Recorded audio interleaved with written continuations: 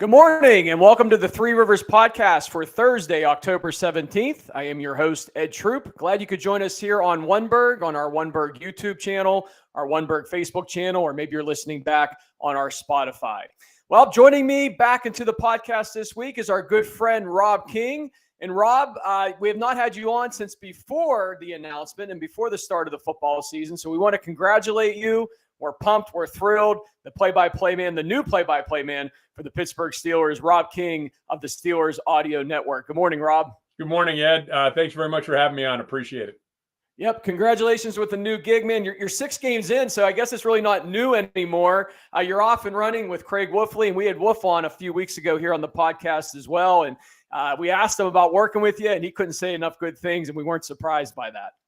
Well, he's phenomenal. I mean, it's we did high school football together for 10 years. Ed, we would see you on the trail, doing high school football, and so much fun. And first of all, we love doing that. It's one of the highlights of my career was doing those WPIL football games.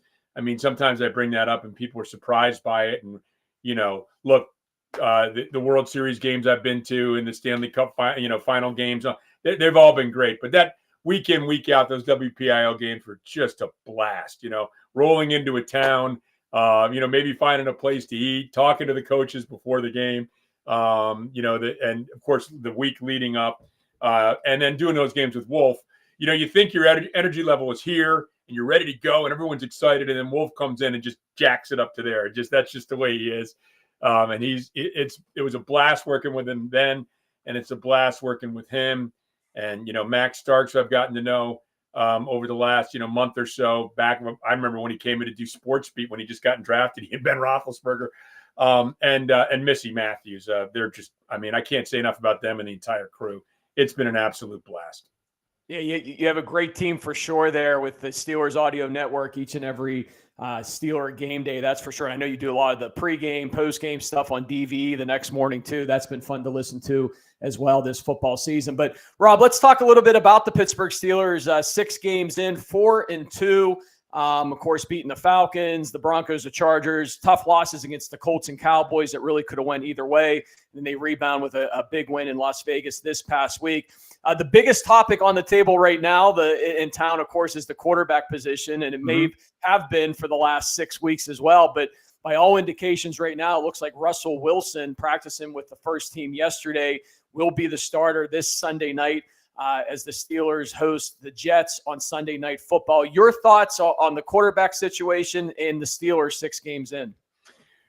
Well, Mike Tomlin has played this perfectly, right? I mean, he said from the very beginning, Russell Wilson had pole position and was non-committal when asked about what happens because if wasn't ready to happen.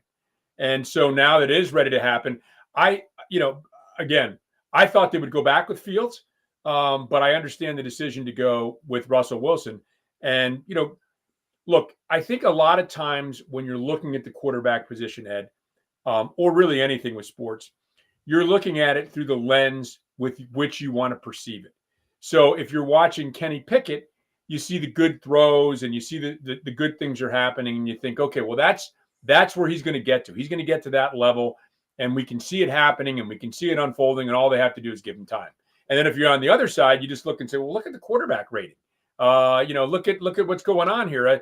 Look at the receivers that he missed here. He's never going to make it. He usually the answer is somewhere in between, but we're all trying to kind of follow along and watch a guy progress. And I liked what Justin Fields did. I really did. But the question becomes, what helps you to win games in the playoffs the most? And when I was asked about this previously, my answer was that Mike Tomlin, this is what he does, among many other things, he does this really well. He knows, when he thinks, and the quarterback position is a little different. It's the pulse of the team as well. But he knows when to make these kind of decisions, I think. And so he's going with the guy, evidently, and again, starter hasn't been named yet, but it looks like he's going with the guy that he thinks can get them to the playoffs and have success. He talked about the team being good with Justin Fields, but him wanting the team to be great. So that doesn't mean you're giving up on Fields, because I think Fields has shown the kind of talent he has and the kind of ability he has and maybe the kind of future he has as well. So Certainly interesting topics. Anytime you have quarterback discussion, Ed. And I will say this too. One more thing. Bob Labriola put out on Twitter that Chuck Noll did this back in 1974, the year the Steelers won the first Super Bowl. They were 4-1-1, and he went from Gilliam to Terry Bradshaw. So, of course, Gilliam, that was a strike year. There were some mitigating circumstances. And then Bradshaw wasn't completely in. He was out back again, and then they put him back in later in the year. But this is not unprecedented for a team that considers itself to be a contender to make a switch from a starting quarterback to another starting quarterback, even though that first starting quarterback has had success. You know, Brian and I, Rob, we do the Steeler post-game show here on Oneberg after each game. And in the last couple of weeks, I've been talking about Russell Wilson. And Brian and I actually disagree on that pretty hardcore. He's a big Fields guy. I'm a Fields guy too, but I just feel like, you know, Russell Wilson, as you were just saying, he was brought in as the Steelers starting quarterback. He was QB1 during the offseason, all through camp. The injury is what sidelined him, but a healthy Russell Wilson is what we're looking at this upcoming week against the Jets. And I think people kind of forget about, you know, Russ Wilson's numbers, especially last year in Denver. I pulled him up this morning, 15 games played last year, over 3,000 yards passing, 26 touchdowns and 8 interceptions. He also rushed for 3 touchdowns and 341 yards as well in those 15 games last year. That's not too bad. I mean, when you look at Kenny Pickett's numbers or the Steeler quarterback numbers over the last couple of years, I think we'd take that in a heartbeat. Oh, absolutely. I mean, no question. You know, Russell Wilson and you know, Mike Tomlin was asked, "Hey, can Russell Wilson bring what Justin Fields does in the running game?" No, he can't. He's right. You know, Justin Fields is a special runner. He's a different kind of running quarterback. But Russell Wilson, and, you know, we talked about this a lot in the preseason and stuff. He's so smart. First of all, he's a great athlete. We know that. And, you know, he played minor league baseball, and he's a terrific athlete. But he also knows when to run and how to, you know, on 3rd and 5, scramble and pick up 6. You know, he's not going to rip off. He's not going to rush for 1,000 yards, but he's so smart. When it comes to things like that, really when it comes to the entire game, but certainly on the running aspect, I think that's the kind of runner he is going to be. Run, pick up the first down. I think also that those numbers that you're talking about, we haven't seen anything like that in recent years for the Steelers at the quarterback position. And the other thing is, as far as, you know, the Fields versus Wilson thing, and this is kind of why I'm happy to have Mike Tomlin make the decision. I'm a Steelers guy, right? Like, so people say, "Oh, I'm a Fields guy, I'm a Wilson guy." I'm a Steelers guy, man. Give me the guy that the head coach thinks gives him the best chance to win, and let's go, and let's have at it, and let's see if you can win some games. And of course, I understand, you know, it's part of being a fan, and it's part of the fun of it. But I also think that you can go back to Justin Fields pretty easily. I mean, it's. I'm sure it's not an easy conversation. If you go with Wilson this week, it's not an easy conversation to have with Justin Fields. But, you know, you're giving way to a 9-time Pro Bowl, Super Bowl champion quarterback. You're not giving way to somebody that doesn't have an incredible resume that is very likely to one day lead him to Canton. So I think that maybe mitigates the sting a little bit in that conversation. Yeah, you got a guy like, you know, Russell Wilson too, looking at his career numbers as well, 334 touchdown passes career-wise. And I think that's what this offense is lacking right now, Rob, too. As good as Justin Fields is with his legs and the plays he's able to make, as you mentioned, which is fantastic. And as you said, you know, that is one part you're not going to get with an older 13th season Russell Wilson, right? But it's the touchdown passes, especially in the red zone. And the formula that the Steelers have had through 6 games has been great with Fields. They're 4-2. You can't complain there. But I think over the course of an NFL season, you're going to need a quarterback that's going to have to throw touchdown passes, particularly in the red zone. And I think Russell Wilson obviously gives you that, hopefully at least gives you that factor. Yeah, one of the areas he excels at for sure, Ed, is that red zone capability. And you're right. I do believe, and I've believed for a while, that no matter how good your defense is, there are times where you're going to play a Chiefs team or a Bills team or an Eagles team in which you are going to need to score a lot of points to win the game. You're not going to be able to win every game 13-10.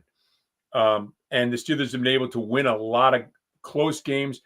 The amount of one-score games they've won since the beginning of last year is a testament, I believe, to Mike Tomlin and his coaching staff. I think that they've been able to, I think it's 11-2, 11-4, something like that. It's crazy. The numbers are tremendous because most teams are right around 500 in one-score games, but they found a way to manage this team to victory.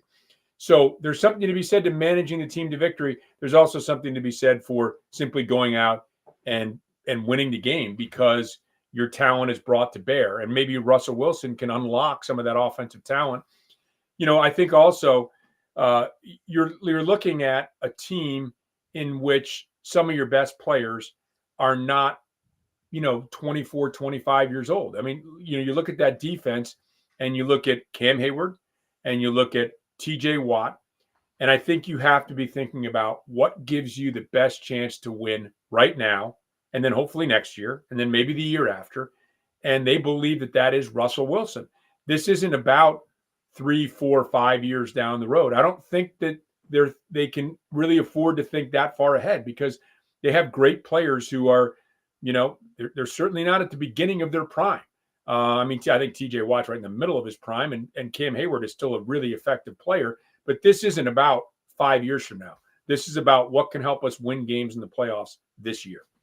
Right, exactly. And you take a look at that offense, Rob, through the first 6 games, number 22 offense in total yards, number 8 with the rushing game, 26th in the pass.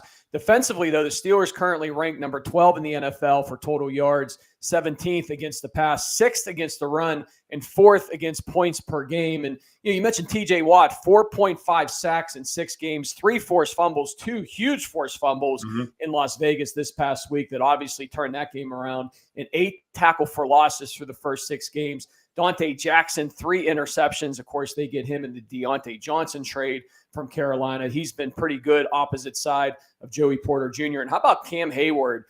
Gets that contract extension right before the start of the season. 3 sacks in 6 games, 13 tackles, and 4 tackles for losses. Cam Hayward still playing at a high level alongside TJ Watt and Dante Jackson, among others. Yeah, he is. And, Ed, every time I'm asked about this or bring up Cam Hayward and Russell Wilson, I'll put them both in the same category. I'm careful because when you talk about like a guy's going to have a chip on his shoulder and he's going to have extra motivation. Look, these guys you don't become a 9-time Pro Bowler. You don't become the Pro Bowler and All-Pro that Cam Hayward is. Another guy whose trajectory I think is pointing toward Canton. You don't do that without being motivated to begin with, highly motivated. But I think there's a little extra for both these guys. Russell Wilson was a clear Hall of Famer when he got traded to Denver. No doubt about it.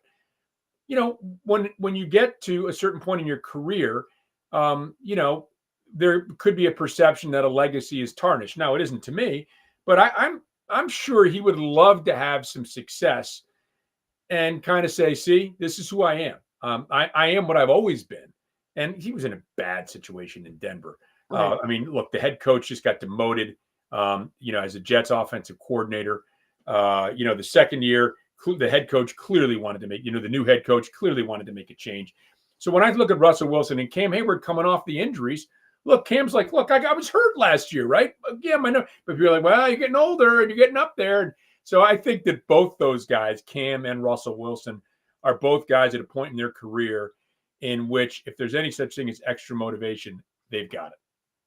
And one thing the Steelers defense has done is played very well against the run. They've faced some pretty big running backs for these first 6 games, some pretty big, highly rushing attacks, if you will, and they've been able to really, shut that part of the game down. A little bumpy at times the last couple games as far as those opening drives go, right? The team's driving right down the field, but coaching, and you got to give this, I think, the Steeler coaching staff credit, Rob. They've made a lot of in-game adjustments quickly to kind of settle that down and get the defense back on track. But injuries have also been an issue as well, Rob, on both sides of the ball, particularly that offensive line as well. Zach Frazier goes down this past week. Ryan McCollum's going to start at center this week for the Steelers. Fonatanu, of course, out, the first-round draft pick as well. It's been injury after injury after injury, but if this team can get healthy, and, they get Cam Sutton back too, right, coming up here soon after the bye week as well. They're going to get healthy. They're going to get Sutton back, and they're going to need it for that second half of the season when they get into that gauntlet of a schedule. Yeah, you're going to feel really good about your team if you can, win a couple. It would be great to go 6-2 into the bye. I mean, that'd be phenomenal. You're right. The team's banged up. The team's banged up at a position in which they had incredible depth at the offensive line. I was at training camp thinking, man, they got 11 NFL players here. Well, that number's been cut into drastically. Right. Outside linebacker. I mean, you got 3 really good outside linebackers. Well, last week you were down to one proven guy, TJ Watt, because you lost 2 guys, which is amazing. Running back, you thought, okay, Najee and Jalen Warren and Cordero Patterson. Wow. Well, then you go into another week where you only have 1 running back. So they have been hurt by injuries. They've been hurt by injuries at places where they had incredible depth. Luckily, now again, McCollum, he's a guy that, again, keep in mind, it was Herbig, right? Then it was Frazier. Now it's McCollum. So we'll see how he holds up. This is a big opportunity for him. He's going to have a big test. The Jets have a very good front 7 when it comes to being able to pressure the quarterback. They haven't been great at stopping the run. They've been okay at stopping the run. Kind of like the Steelers, mostly good at times. They've been giving up a lot of yardage. I would also say this about, the defense, because there's a lot of talk, yes, the injuries, but I wanted to go back to the defense, Ed, because I think that, the two sides need to work in conjunction. Defense is best when it is defending least. So that winning the time of possession battle, so did you lose the time of possession battle because you gave up the long drives, or did you give up the long drives because you weren't going on enough long drives on offense? So the two have to work in concert. They have to work together, and hopefully a change, if they're going to make a change in offense, and also getting healthy, getting Jalen Warren back, hopefully at some point, maybe getting Cordero Patterson back, getting Frazier back at some point. Hopefully those things will help the running game. And then again, when you talk about yardage, I don't think the Steelers are ever going to lead the league in yardage because they're too dedicated to the run. And the teams that lead the league in yardage are usually getting 300 yards passing. Well, the Steelers, that's not going to happen. They're not going to, I don't think they're ever going to be an offense that's going to average 300 yards passing. If they can be in the top 5 in rushing, then the yards really aren't going to matter that much. And the defensive points per game will stay down in that low area. That's a good point, Rob, as well. When you have a well-rested defense, especially a defense that's banged up like we talked about, the less they're on the field, the better. And if they can get those 3 and outs and the offense can control the time possession with that running game, absolutely a formula for winning football in the NFL. Rob, I want to ask you about the wide receiver position. George Pickens, no touchdowns for the first 6 games. A little bit of a bumpy ride there. Again, we talked about Fields, running the ball more than passing. Maybe Russell Wilson will help with Pickens and Calvin Austin and Pat Freiermuth and the other guys out there on offense as far as a passing game attack goes. We'll have to wait and see as Wilson gets in there. But do you feel the Steelers will go out and try to make a move here before the trade deadline? We've seen some, of course, Adams comes in with the Jets, which we'll talk about here in a little bit.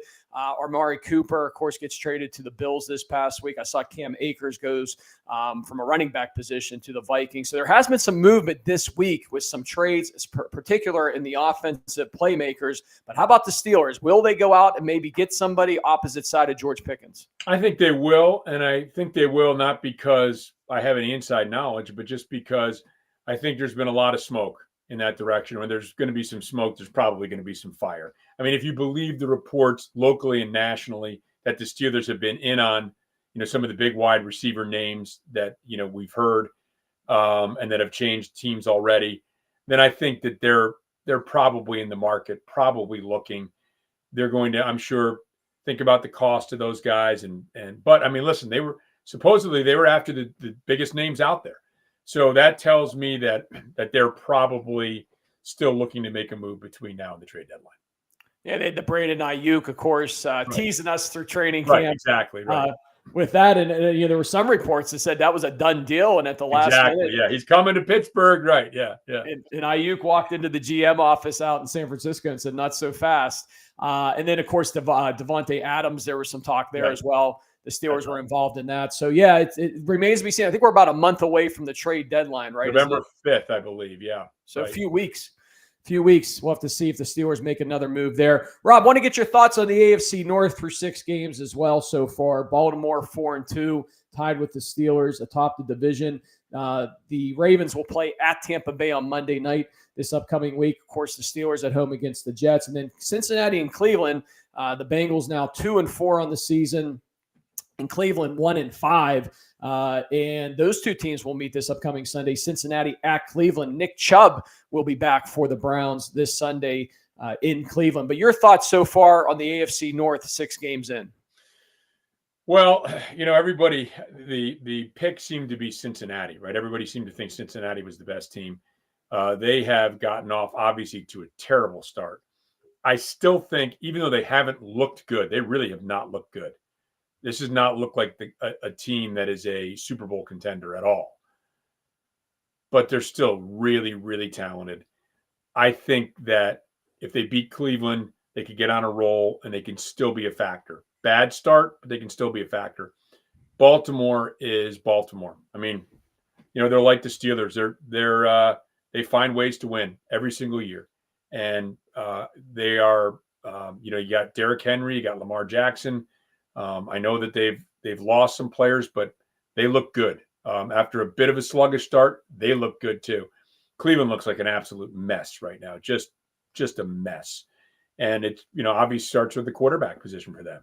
So that's and they're, that's if Deshaun Watson doesn't get going, that is the albatross that is just going to drag that franchise down for a while, because they have all this money that's going out to him, no way to maneuver around it. And when you're in a salary cap sport and you're overpaying, probably no matter what he does, you're overpaying at a quarter of your salary or whatever he's taking up in the coming years. It is, even if you found a quarterback inexpensively that could somehow get the job done for you, it's very, very difficult to overcome that. So the Browns are in a very difficult position. Nick Chubb, he had that horrible, ghastly injury. Happy to see him back as a football fan. He is just, when he's healthy, he is a terrific running back. So I'm glad that he's back. But look, if Cincinnati needs to win that game. If they win that game, I still think they could be trouble down the stretch. But I like where the Steelers sit right now. And if you're the Ravens, I think you have to like how they've rebounded, and they look like they're starting to get on a roll as well. Yeah, couldn't agree with you more on the Bengals. As long as Joe Burrow, a healthy Joe Burrow, is at quarterback there, they will not be out of it. But that's a big game this week against Cleveland, because if the Browns somehow find a way with Nick Chubb back, and I've read reports that Chubb's not going to get a full workload yet, right? But could be a factor just with a handful of carries this week for the Browns. But the Browns find a way to win that game, and they're now 2-5, and Cincinnati's 2-5. The Bengals could be in trouble there towards the bottom of the division, but a win, as you said, puts them right back in the conversation. Yeah, it wouldn't bother me if Cleveland won that game, Ed. That would be okay with me. As a Steeler fan, you always think about the AFC North and who you want to root for, and we don't want to root for any of these teams. However, you got to root for the Browns, right? Because if the Browns win that game, that puts Cincinnati further behind. And let's face it, I mean, the Browns, we kind of feel are out of it at this point with everything going on. Yeah, I mean, 2-5 is a tough hole. Really tough hole. Now, you still have a lot of division games ahead of you if you're those teams. And I'm sure you're looking up and thinking, well, the Steelers' schedule looks pretty difficult, and we still got games against the Ravens. And, both teams are talented. This is going into this season. I don't think there was a more difficult division in which to pick the winner and in which to pick the team you thought was going to finish in last place. I mean, top to bottom, I think it was widely considered the top in the NFL. I don't think anything's changed. The thing that's changed is the performance, obviously. But when you look at the rosters, I mean, these teams haven't been beset by, awful, crippling injuries that have led them to those records. They've just played bad football. So if you believe that there's more good football in there, then both those teams could still be a real thorn in the side as the season progresses. Rob, we have a few more minutes left with you here on the Three Rivers podcast. We're glad you could join us with Rob King, the voice of the Steelers Audio Network. You can listen to Rob and our good friend Craig Wolfley alongside Missy Matthews and Max Starks this upcoming Sunday night football from AccuSure Stadium. It's the Steelers and the Jets. And Rob, let's talk quickly about that game. Davante Adams back with Aaron Rodgers. From their Green Bay days now in New York. Of course, the Jets fired their coach a couple weeks ago. So, up until that trade, the Jets were almost in that Browns conversation Mhm. of, maybe they're tanking. Of course, they have a Hall of Fame quarterback with Aaron Rodgers there, but they go out and get Adams. So obviously the Jets are still making a run at this thing so far this year. You mentioned their defensive front, very good. That'll be a challenge against the Steelers this week. Your thoughts on Jets Steelers this upcoming Sunday night? Yeah, they are. There was never any question about them not continuing to push their chips into the table. And this Davante Adams trade was the latest pushing the chips into the middle of the table. They went out and they signed 2 veteran tackles in the offseason. I mean, a year before they signed Rodgers to a big deal. This is the team that's in it to win it now. And there's just way too much at stake for this team. I mean, they have put everything into a 40-year-old Aaron Rodgers and winning now. And, we talk about the Steelers trying to win now. Well, the Jets are clearly trying to win now. And this Davante Adams trade is the latest. The defense is a solid defense. Now they're going to be without their slot corner, their nickelback, and Michael Carter. They're going to be without DJ Reed, it looks like, a really fine corner that Mike Tomlin went out of his way to make sure people praised and knew about before we knew it looked like he's not going to play. Sauce Gardner is just a shutdown corner on the other side, probably the best cover corner in the NFL. And their front seven's really good. They lost Jermaine Jackson up front, and Will McDonald steps in. He was splitting carries with a Pro Bowler, or splitting time with a Pro Bowler. He's got 7 sacks. I mean, this is a really talented Jets defense, and this is an offense that is built around Aaron Rodgers. Breece Hall's a terrific player. Garrett Wilson's a terrific player. And when you think about, Lazard now as your third receiver and having 2, Wilson and Adams are top flight receivers. So you think about, okay, well, a lot of teams have a corner that can shut down a player or give another player trouble. Joey Porter Jr. is that guy for the Steelers. Well, now most teams don't have 2 of those guys. Now, Dante Jackson's been terrific for the Steelers, but they are going to be an absolute handful, and they are desperate. The one thing they have in common with the Browns is they do not want to be 2-5. This is a team that's built. Look, people were picking this team to win the Super Bowl, Ed, before the season began. Right. They cannot lose this game. This is a hugely important game for the Jets. So whenever that scenario unfolds itself, that always makes me a little bit nervous. Plus the talent. I mean, they're just a really, really talented football team.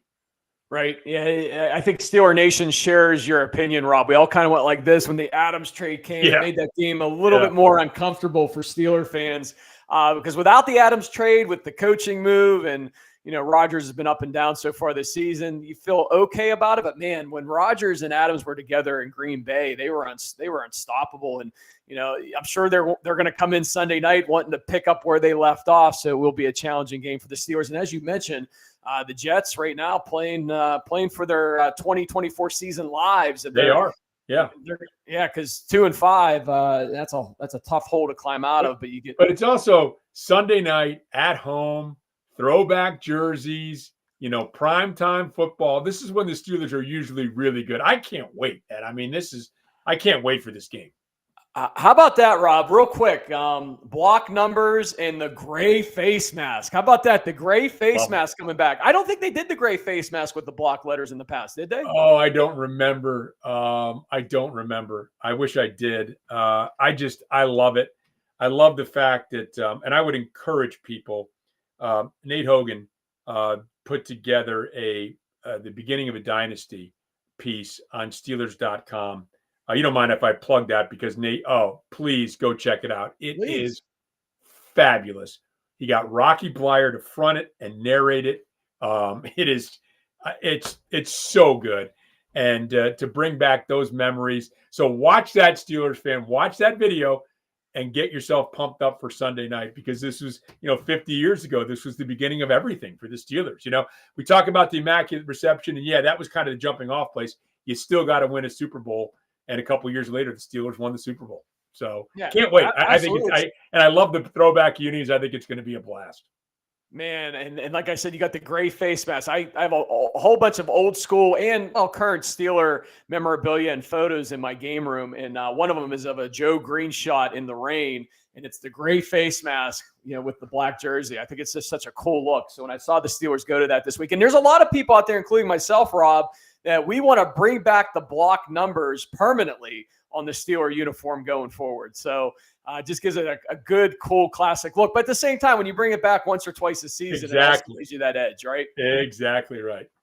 All right, well, you can catch Rob King on the Steelers Audio Network this upcoming Sunday in each and every Steeler game, as we said, with our good friend Wolf, Missy Matthews, and Max Starks on WDVE 102.5 FM, as well as the Steeler Audio Network. Check out Rob. And Rob, we appreciate you coming on. Let's try to get you back on maybe towards the end of the season to get some more Steeler thoughts from you.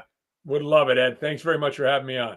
And it's the long Pittsburgh goodbye Brian and I always talk about, right? It takes us 10 minutes to wrap up. We know you're on a strict schedule, but I didn't even get your Bucco thoughts. And I know you're a baseball guy. You love baseball. You love the Buccos. And we didn't even get your Bucco thoughts on the 2024 season. Well, I mean, I still think that they're set up for success in 2025. I know I'm a glass half full guy. I am. I admit it. But I really do they just have so much pitching, Ed. So much pitching. And pitching coming back with Oviedo coming back from an injury. Burrows came back from an injury this year. You got Ashcraft down in AAA. Of course, you have Hunter Barco's a lefty. He could help this year. Bubba Chandler, I think, is the guy everybody's thinking about. Don't forget about Thomas Harrington. They have so much pitching. And I also think that they have a lot of potential trade pieces. I think this will be a fascinating offseason. I don't think the Pirates are going to need to do much to address their pitching. So, you look at last offseason, and there was the need to grab a couple guys for the rotation, pick up a couple guys for the bullpen, try to add a little something in the lineup. So you're sort of scattershotting your pickups. I don't think they're going to need to do that. I think it's pretty clear. Might they get somebody in the bullpen? Maybe. I don't think you need to. I think what you need is health and rebound seasons. I think what they need is pretty clear. They need some offense. And so when you go into an offseason with assets to trade, presumably some money to pick up some guys, whatever your budget is, it can everything, the trade pieces, the budgeting, everything can be directed toward the offense. And I think that's a good place to be.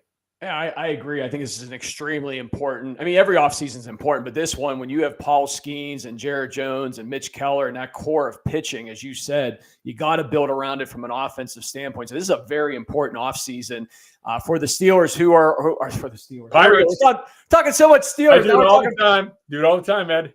Now we're talking Pirates. Yeah, important offseason for the Buccos for sure to try to build around that pitching and try to get back on track in 2025. Rob, I think we jinxed them because I saw you at Steeler camp at the end of July. And I said to Rob, hey, Rob, I'm going to see you on the podcast. We're going to get you on in September, October. You're like, Ed, I hope we're talking about the Pirates and the playoffs. And I said, yes, sir. Yes, sir. And then right after that, they started to tank. That 10-game losing streak, that did it. That pretty much did it. But hey, listen, and again, that happened in 11. That happened in 12. Right. They got to that point of the season, looked like they were going to be contenders. Didn't work out. I was very surprised with the 10-game. I thought they had too much pitching to lose 10 in a row. But again, another reason this is what happened in 11 and 12, and they figured it out and won in 13. So that's what I'm hoping for in 25. It's the long Pittsburgh goodbye, but we're going to leave it right there. Thank you, Rob. Good luck this weekend in the broadcast of the Jets, and we'll get you back on here soon, bud. Can't wait. Thanks, Ed. There he goes, Rob King of the Steelers Audio Network, and that's going to do it for the Three Rivers podcast for this week. I am your host, Ed Troop, signing off for now. We will see you with our two things, the WPIL Friday night preview show live from Bethel Park High School, where we'll be previewing South Fayette versus Bethel Park on Friday night right here on Wunberg before the start of that game. And we'll also see on the Steeler postgame show late Sunday night. Hopefully, Rob, it won't be at 1 o'clock in the morning like the last Sunday night game. Hopefully before that for you, for me, and for everyone involved. Have a